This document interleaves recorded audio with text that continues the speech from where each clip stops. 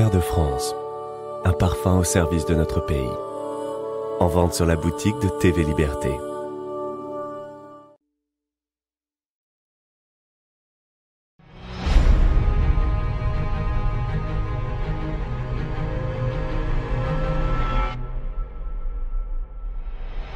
En juillet 1712, nous sommes en pleine guerre de succession d'Espagne et la France de Louis XIV est en très mauvaise posture. Les coalisés austro-hollandais, commandés par le prétentieux prince Eugène de Savoie, entrent en France et une seule place forte leur manque pour ouvrir la route de Paris. C'est alors que Louis XIV confie une ultime armée au maréchal de Villars. Et Villars va faire des miracles. Se portant au devant de l'ennemi, largement supérieur en force et en nombre, celui-ci va parvenir, grâce à ses talents de tacticien, à tomber sur ses arrières. C'est la bataille de Denain où les coalisés, surpris et dépassés, n'eurent d'autre choix que de se replier dans le désordre le plus complet. C'est une déculottée, je vous le dis, si vous voulez voir de la fessée, restez ici. Ainsi, Villars sauva-t-il la France d'une invasion certaine, permettant au roi d'obtenir une paix honorable et une fin de règne stable. Retour sur une victoire inespérée, comme seule la France sait en produire.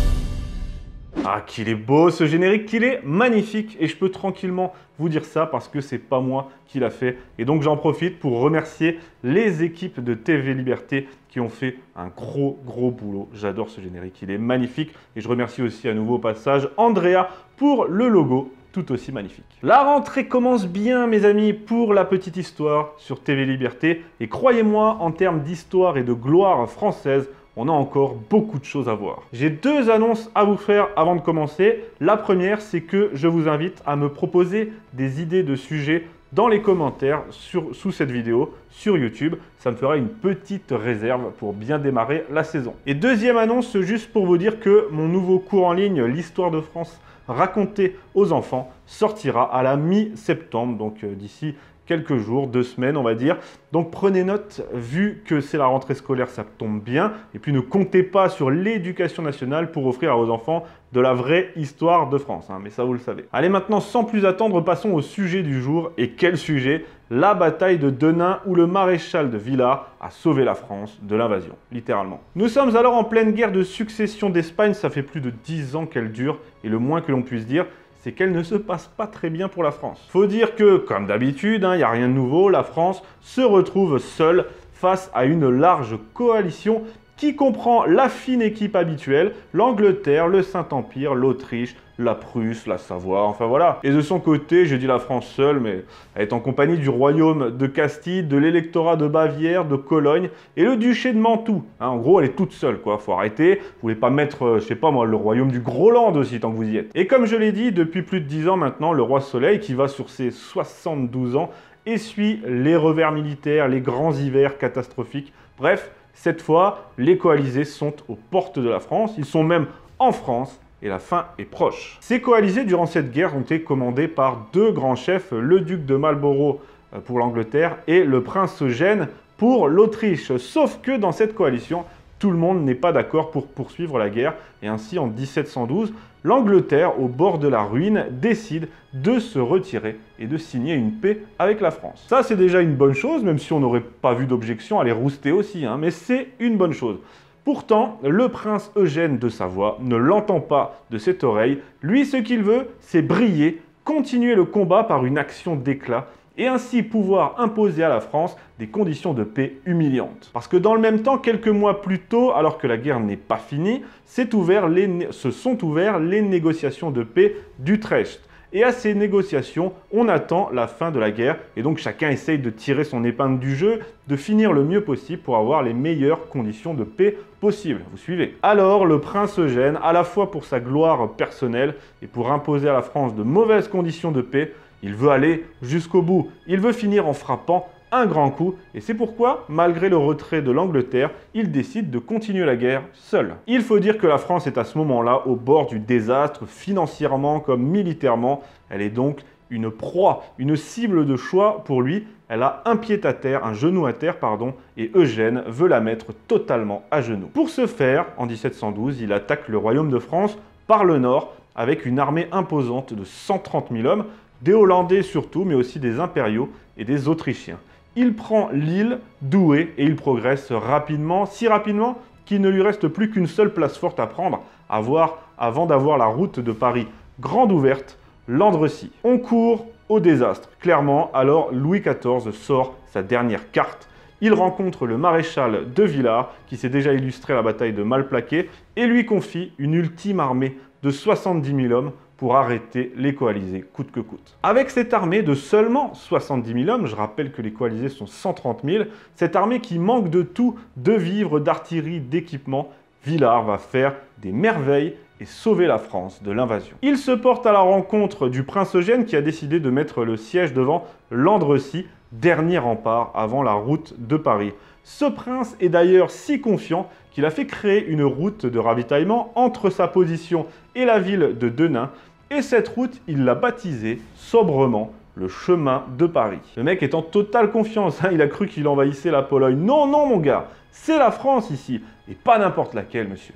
La France du général de Gaulle. Non, c'est pas ça. Première décision d'importance, le maréchal de Villars décide de ne pas attaquer Eugène à Landrecies. Ce serait la défaite assurée. Alors, il met en place un plan remarquable.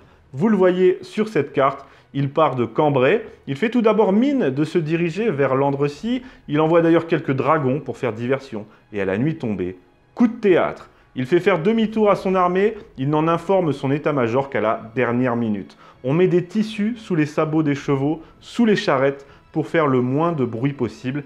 Et il fait exécuter à ses hommes une manœuvre incroyable, 30 km de marche en pleine nuit, dans le silence le plus complet. Et ça fonctionne. Au petit matin, les Français ont jeté des ponts sur le fleuve, et voilà l'armée française sur les arrières de l'ennemi à Denain. Ça, dans une autre discipline, ça s'appelle un passement de jambes suivi d'un cassage de rein. Je suis désolé. Le prince Eugène avait laissé une arrière-garde à Denain et à 8 h du matin, les coalisés sont réveillés par des tirs d'artillerie sur leur position. C'est la stupéfaction la plus totale. En toute hâte, on informe le prince Eugène. Les Français attaquent à Denain. Mais Eugène ne croit pas une seconde à cette information. Il décide de la négliger et il part déjeuner. Tranquille, son armée est prise à revers, c'est la débandade, et lui, il se barre manger ses chocs à pic au calme. À 10 h, un autre messager vient l'informer de la déroute de son armée. Alors Eugène se décide enfin à réagir, il envoie une armée de secours pour venir en aide à ses hommes, mais il est trop tard. Les Français attaquent en force et en nombre. Le maréchal de Villars charge à la tête de ses dragons et n'a aucun mal à traverser le fossé et à franchir les palissades. En 20 minutes, les coalisés se sont fait littéralement soulever et les Français continuent leur avancée en masse compacte, bousculant tout sur leur passage. Dans le camp de l'ennemi, c'est la déroute et l'effroi. Dans leur fuite, les malheureux Hollandais traversent le pont de Denain qui s'effondre sous le poids de leur débâcle et un grand nombre d'entre eux finissent noyés. La victoire est totale pour le maréchal de Villars. Grâce à une manœuvre géniale et à sa détermination, il a réussi en 3 heures seulement à mettre les coalisés en fuite et à empêcher l'invasion du royaume de France. Il ne s'arrête pas là, le coco, il fait donner la poursuite et acculé, le prince Eugène n'aura d'autre choix que de se replier, d'abandonner le siège de Landrecies, évacuer le Hainaut et la Flandre. Et finalement, c'est pas le chemin de Paris qu'il va prendre. C'est celui de Vienne. Oui, je tire à balles réelles. Les pertes françaises sont minimes, 865 tués et 1000 blessés.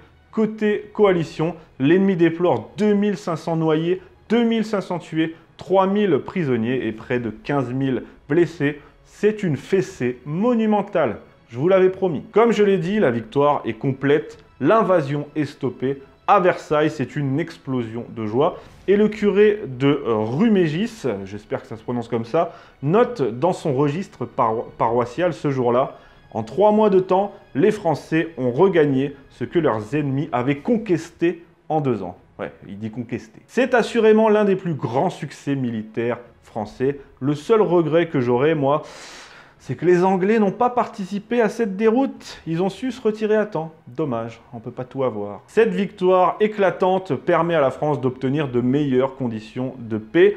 Au traité d'Utrecht, elle conserve ses conquêtes, la plupart de ses conquêtes. Sa frontière nord se stabilise et elle ressemble à peu près à ce qu'on a aujourd'hui. Et les Bourbons sont définitivement installés sur le trône d'Espagne. Tout cela aurait été impossible sans la victoire de Denain et surtout sans le génie, la bravoure et le panache, oui le panache du maréchal de Villars. Et c'est ce qui rend cette victoire, je trouve, si française. Merci pour votre attention. On attaque la rentrée sous d'excellentes bases, je trouve. C'est plutôt pas mal. Et n'oubliez pas vos suggestions de sujets dans les commentaires. Je vais noter tout ça. Je suis ravi pour ma part de vous retrouver pour cette nouvelle saison de La Petite Histoire sur TV Liberté. Et je vous dis à mardi.